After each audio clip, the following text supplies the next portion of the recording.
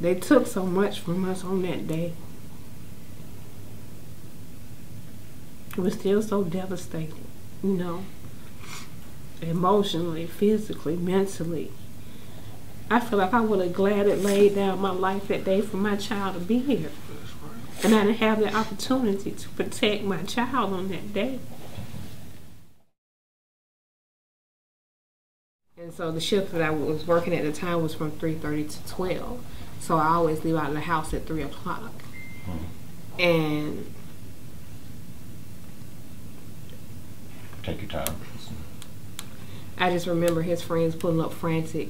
You know, I could see the fear in their face. Coming and telling me that he had been shot. And trying to tell me where he was. You know, and me trying to ride to where he was and find him. I drove to CSU to try and find out where he was.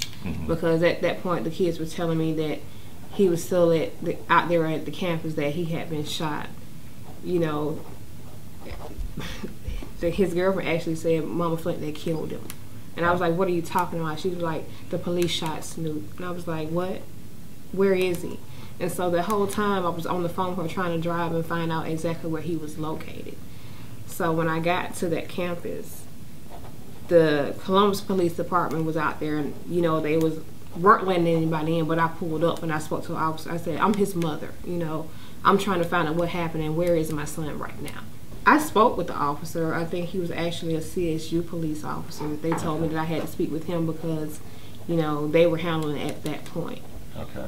And what I was told when I arrived on scene is that they received a phone call that Zikarious was in the back of a vehicle loading a weapon. That story since has changed, hasn't it? From what I heard. From what I've seen, he went to a gazebo. He was in a gazebo. Yeah. Okay. But what I was told by that officer was that they received a phone call saying he was in the back of a vehicle loading a weapon. Okay. They told me that Zikarious was shot one time in the back and it was through and through, and oh, he was going to be fine because they'd seen people survive that wound, shots like that all the time. And I was like, you know, if you want to wait a minute, they took him to the medical center. If you want to wait, I can show you how to get there. I said, no, I'm familiar how to get there. And so I left, and when I immediately went to the medical center. And when I got there, I identified myself because they didn't even know his name. And I was like, you know, my son isn't here. I want to, you know, go back there where he is, you know. So the officer came out, and I gave him all the Zikarious information, his name and all his contacts and everything, because they didn't know who he was at that point. And so they wouldn't let me back there. They kept telling me that they were trying to stabilize my son. And so that's a red flag anyway, because you told me that he was okay and he was going to be all right. And then that officer went to the back, and he came back out, you know. He was saying, oh, you look so young. I can't believe that you're his mother, blase, blase, this, you know, just making idle conversation. And then he went back there again.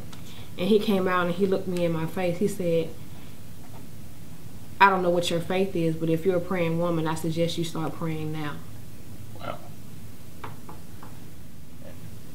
You know, I had called other people and told them what happened. You know, they were trying to get to the hospital to assist me. But then the doctors called me back in the family room. When they told me that they wanted to speak to me, I said, you know, I know these people are not calling me back here to tell me that my child is dead. And when I walked in that room and I saw their faces, and they're just sitting there with their heads hung down, you know, I just completely lost it.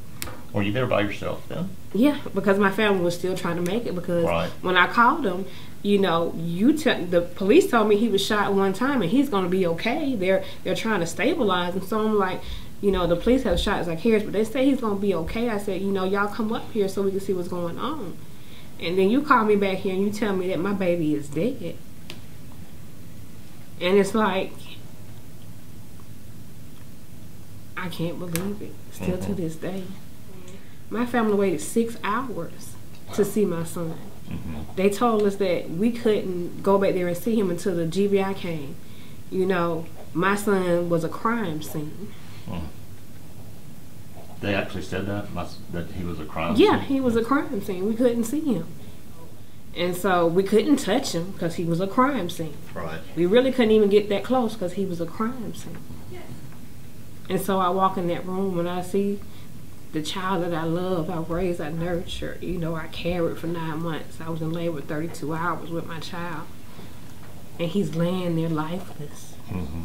Him laying up under that white sheet, and I couldn't see him just from the head on down. That's an image I can never get out of my head. And I had to send my sister to my home to tell his siblings, because they already knew he was shot, but we thought he was going to be okay.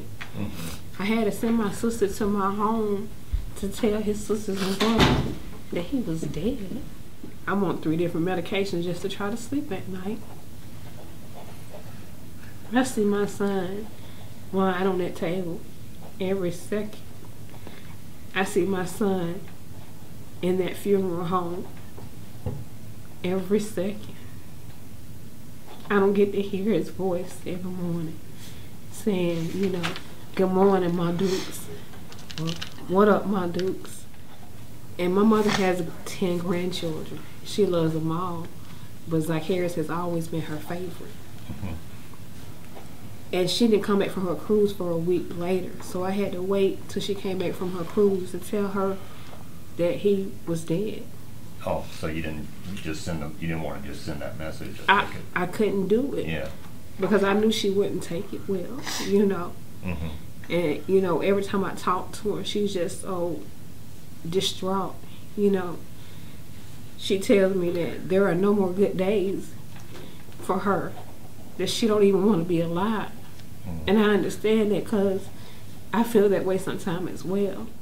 And I have a younger nephew that looks so much like Zikarious. And it's like when I see him, it's like seeing a ghost. And, you know, and sometimes it's hard for me to look at him because I miss my son so much. And Zikarious was always the type, you know, he always said, and this is ironic, if I get killed or shot or something happens to me, I don't want a funeral, throw a party. And that was just his outlook on life. And so I think it would be more fitting to celebrate his life and the legacy of love that he's left behind July the 8th. That will be his 22nd birthday.